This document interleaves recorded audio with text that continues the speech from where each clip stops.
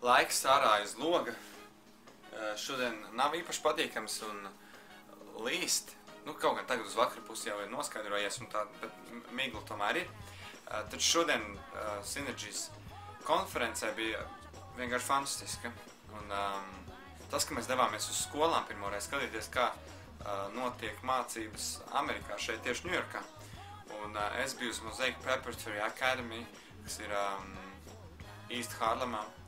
Un, nu, īstenībā jau man nebija skaidrs, ko es tur redzēšu vispirms, un kas tā būs par klasi, un kas vispār notiksies. Un tā mēs atbraucām uz to skolu, un par pārsteigumu.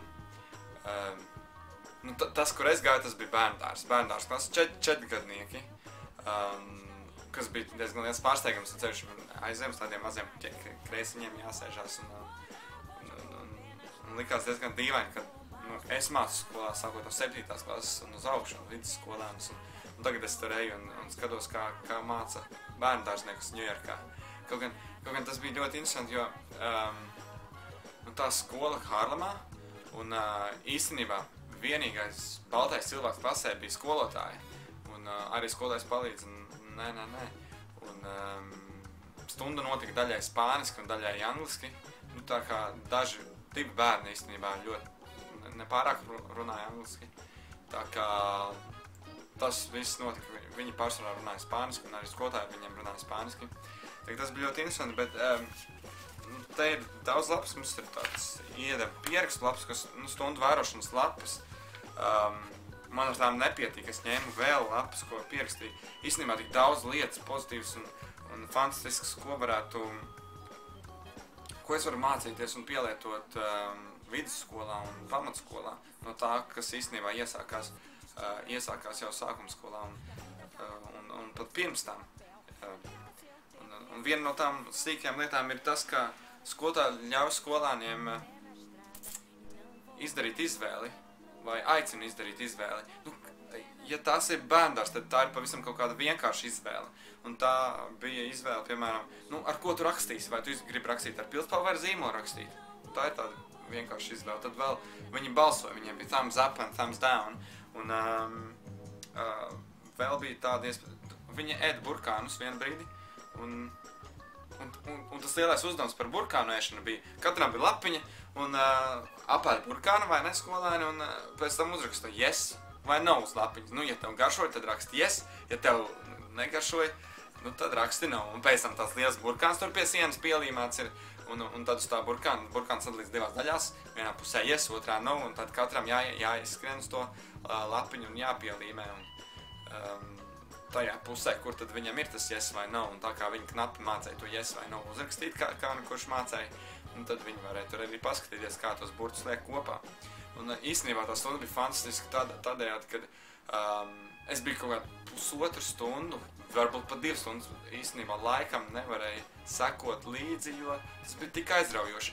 Skolotāji bija gluži kā izskatījās kā Pepija Garzeķi un vilka viņus visādos piedzīvojumos, un es pat teiktu, ka tas bija Džeks Sparrows bērnībā, vai bērnu versija Džekam Sparrowam, un gluži kā Alisa brīnumzemē, viņi tur cilpoja pa visādām lietām, un kaut vai mazākās lietas, kaut kāds jauns vārdiņš angļu valodā, vai vēl kaut kas, tas bija tāds sajūta, ka dinozaurs izlēma no zemes ārā, un pēkšņi tie bērņiem tādas acis milzīgs, wow, what's gonna happen, you know, un tad viņi mācījās par to, ka no kāpurs pārvēršās par kūniņu, pēc tam kūniņa pārvēršās par taureni, un tas bija tik fantastiski, ka tās visas maņas tika iesaistītas iekšā tiem bērniem, kad no sākuma viņi īstenībā bija tāds plakātiņš viņiem, kur viņi diskutēja par to, nu negluži diskutēja, bet pārunāja par to, kā tad pārvēršās, nu,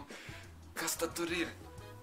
Vispirms, ko jūs redzat, nu tad tur tā egg, laikam ola arī latviski viņi saudās, vai nezinu, diez vai īstenībā, bet, un kas tur tālāk ir, un jūs varat redzēt, kādus burtus mākat izlasīt, un tur viņi mēģina lasīt, un caterpillar, un ne jau visiem sanāk, dažiem sanāk, skolotāji pasaka priekšā, it's a caterpillar, un tad viņi tā klusām sāk, caterpillar, and now let's shout it out.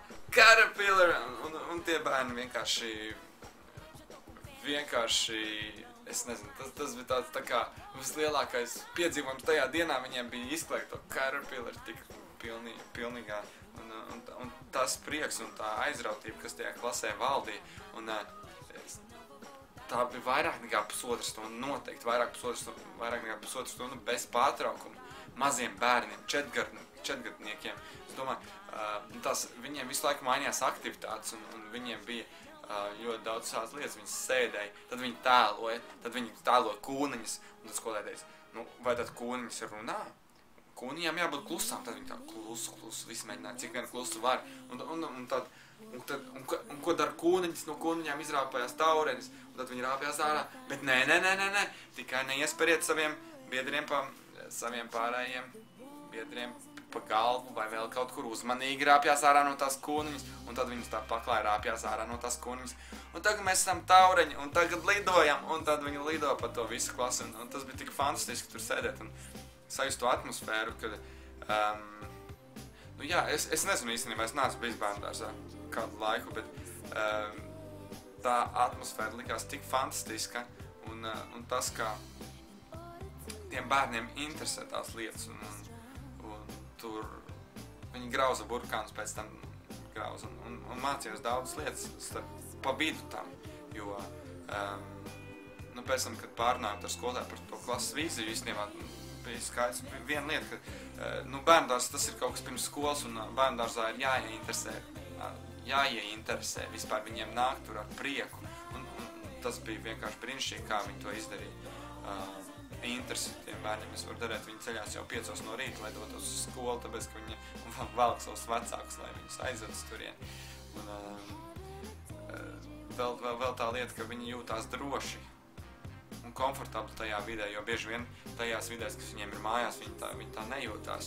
Un lai skola viņiem ir tā drošā un patīkamā vieta, kur viņi var kļūdīties un viņi var mēģināt un darboties un izzināt un atklāt kaut ko un meklēt lietas un runāt par daudzām lietām.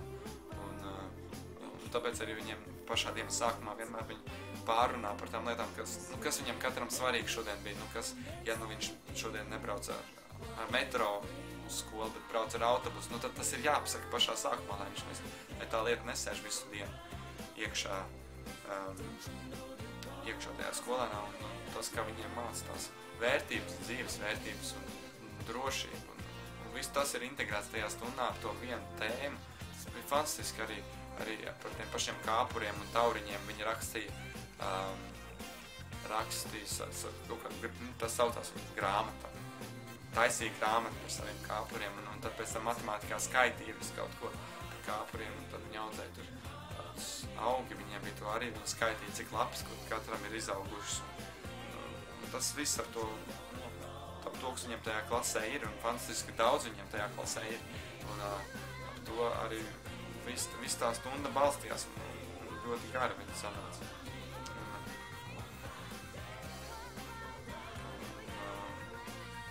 Tas varbūt tas, kas man šķita fantastiski, ko es varētu paņemt, bija tās procedūras, kas bija tajā klasē. Jo pirms vispār sāku strādāt skolā, man likās procedūras, tas ir kaut kāds muļķības. Es taču neeju strādāt uz cietumu, vai ne, kur man vajadzēs katram rokas aizlikt aiz muguras, un tad viņš tikai varēs iet pa gaiteni vai vēl kaut kādas lietas. Tā kā es negribēju, lai skolēni būtu kā roboti, bet tā skolas gada laikā es sapratu daudz lietas, ka īstenībā jau procedūras palīdz taupīt laiku tām lietām, kas varbūt nav tik svarīgas, un atvēlēt vairāk laika tām, kas ir svarīgāks. Un šajā klasē tas procedūras bija vienkārši fantastisks, kā viņi mācēja izdarīt tās lietas, kuras nevar darīt tikai savādākā veidā. Piemēram, pa klasi nedrīkst skriet. Tā ir viena lieta, ko nedrīkst darīt. Un lai tas būtu interesanti, kaut kā pārvietoties interesanti, tad viņi staigāja uz pirkstgaliem, un tur viens pēc otra viņus skolē izsauc, un tad viņi varēs staigāt un pārvietoties no vienas vietas klasē uz otru ar pirkstgaliem vai procedūras vēl. Tad ja sākās troksnis kaut kāds vai kas tāds, tad skolotāji ieslēdz gaismu tā un uzspiež pa zvani tādu dzindēm, un tad visiem rokas uz galvas ir, un kas ir labums tam, kad rokas uz galvas ir tad, ka ar rokām nevar neko ņemties par kaut kādām citām lietām. Un vēl, ja rokas uz galvas, tad parasti skats ir taisni, jo tā grūti pagriezties uz vienu pusi, uz otru pusi un vēl sarunāties ar kādu no saviem draugiem. Tad jāgriežas ar visām rokām, bet tā jau tad uzreiz tur parāda visiem, ka tu tagad ignorē noteikums un dauzies.